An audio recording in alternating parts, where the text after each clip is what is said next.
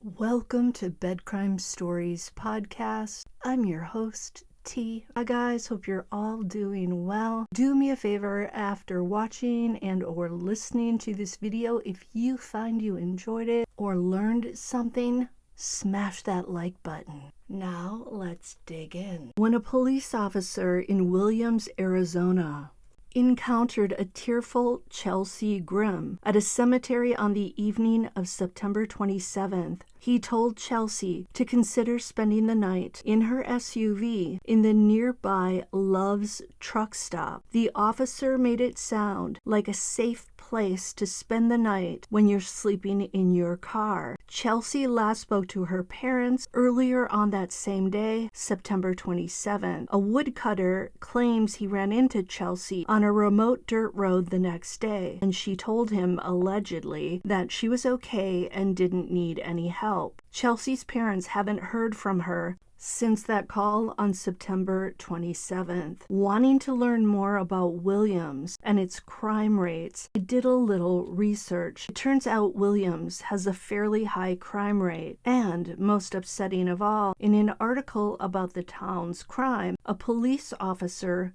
tells the reporter that the Love's truck stop is, quote, really good for the city tax-wise, but it's a hub. We had 164 calls there last year. That's a lot. It's a wide variety, everything from private property accidents to verbal disagreements, fist fights, shoplifting, and transients disturbing the peace, end quote. The officer said that in addition to those calls, a lot of officers' time was spent on the road near Love's. The officer also stated that violent crimes, drug offenses, DV incidents, and thefts remain similar to what occurred in 2018. The department recorded 15 drug offenses, 26 DUIs, 53 DV incidents, and 91 thefts in 2019. So this article was written in 2019, but I'm assuming that those numbers have probably gone up over time, meaning they're probably higher now in 2023. After learning about this, I'm concerned about the police officer directing Chelsea to the Love's truck stop as a safe place to sleep in her vehicle alone overnight.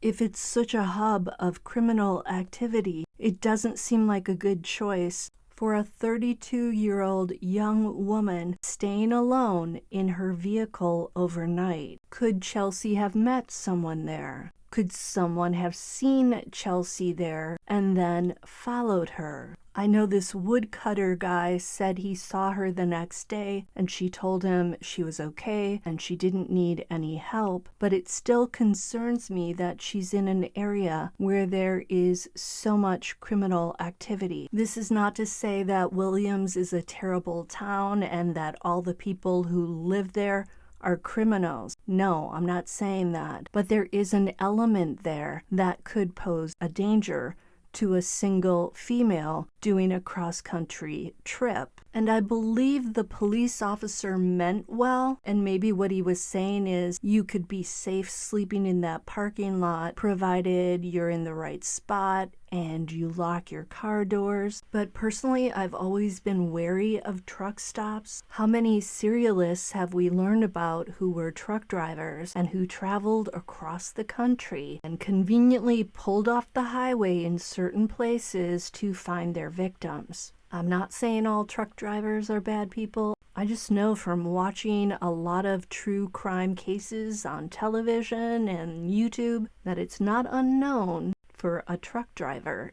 to be a violent criminal. It's the perfect job for someone like that. Okay, then I read some reviews from people who live in Williams. They were sharing their thoughts about their town. Here's what one resident noticed about the economy and the demographics and how they have changed over the years. As the economy downturn happened, many people either bailed out to a place where they made enough money to afford their house or just plain lost their house because wages don't even come close to covering just the mortgages, let alone the insane grocery costs, utilities, and taxes. Because of this, around 25% of every neighborhood is full of empty houses. Subsequently, the value is going down, down, down, down. So this person is talking about Williams, Arizona. This person goes on to say, a day off work spent driving around town revealed a whole new perspective. The vacancies created are being filled with dregs. The town is filling up with the criminal aspect of illegal immigrants, meth addicts, and what look like transients. I found the atmosphere of the town that looked like a small town paradise several years ago, now looking like the seedy areas of Phoenix, which I left for that very reason. The feel was depression,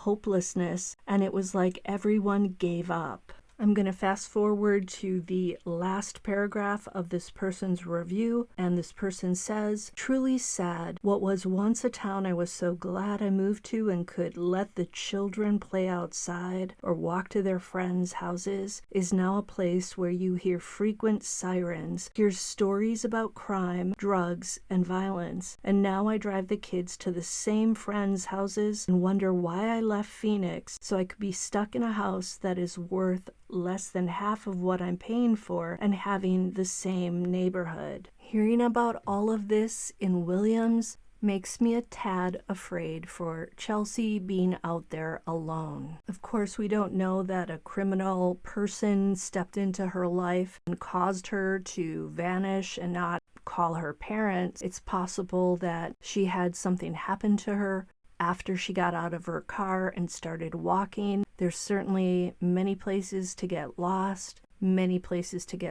without food and drink over time. Who knows? This could just as easily be an accident, or maybe Chelsea is somewhere safe and she is going to soon show up, which is what I hope. Let's just keep saying her name, keep telling people about her, keep telling people to be on the lookout for her and her bearded dragon.